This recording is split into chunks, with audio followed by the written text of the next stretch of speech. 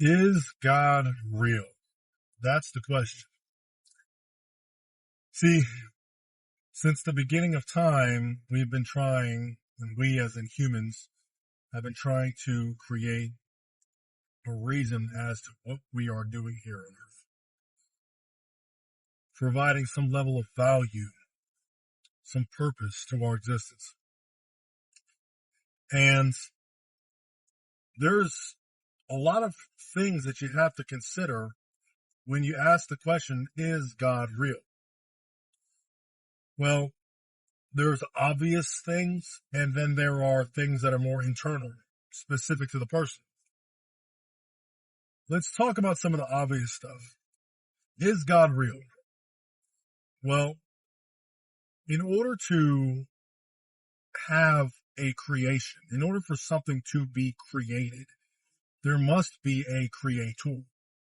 For example, if you were to build a building, well, that would be an indication that there was, in fact, a builder. A building does not just construct itself from nothing. It is a process. It is built over a period of time. If you were to see a painting is an indication that there was a painter. So then when we think about the earth and the world and the universe and the stars and the solar systems and the galaxies and everything that is encompassed with existence, everything that goes along with our existence, then you recognize that there must intrinsically be a creator. There is in no way, shape, or form anything that has ever been animate made from the inanimate. So let's think about scientists and their philosophy. Let's think about scientists and their idea of the Big Bang. Well, what is the Big Bang? The Big Bang is, again, a theory. That's why it's called the Big Bang Theory, because no one really knows. But it's speculated that the Big Bang is an explosion that essentially created everything in the universe. That means everything. All solar systems, all universe or galaxies, all everything was created from this singular moment. Well, what created that moment? That's the question you have to ask yourself. What created that moment right there? It can't have just been nothing. Something had to make that occur. So if that alone does not make you think about the fact that there must in fact be a God, then I'm not sure what else really could. In order for you to have the animate, that means alive, that means real, that means you, that means me, you must have a creator that is animate. There is no possible way to create something with life from non-life. So to think that our existence is an accident, it just goes against every principle of science that we have determined. The next thing that it's really important to understand is something a little bit more internal. Let's think about the human soul and the fact that humans are the only species to have free will, to be able to make decisions that go against our natural order, that go against nature. If a chimpanzee or if a bird is hungry, they seek food, they eat food, they stop eating food, they store food. Geese, they fly south for the winter.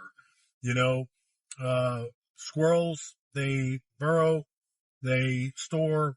Bears, they hibernate. Like, there are things that animals do, all species besides humans do, and they all do them the same exact way.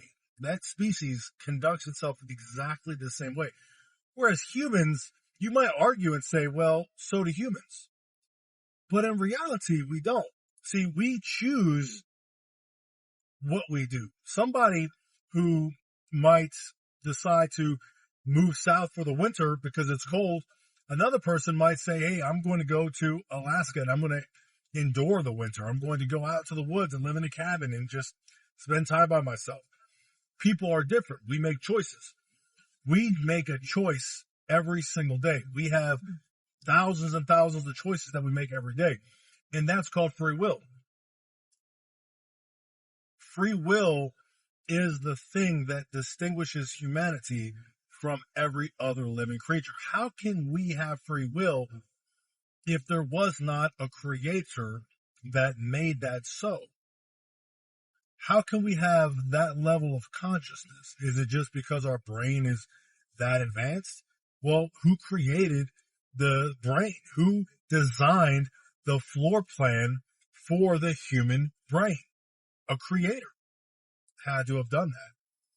So when you really break it down, is there a God? Based on science and the Big Bang Theory and understanding that there had to have been something before that, then recognizing that the animate can't come from the inanimate, then recognizing that free will is a clear indication of a creator, that brings me to my last real point with this question, which is different dimensions. See, God, in my belief, in my understanding, is in a different dimension. A dimension meaning something that we can't understand, where space and time have no limits for God. See, God is able to impact all humans, all life forms at the same exact time in different ways. And I think that sometimes humans can get a little bit confused by this, which causes them to not want to believe in God. And so they say, well, how can this be? Or how can that be?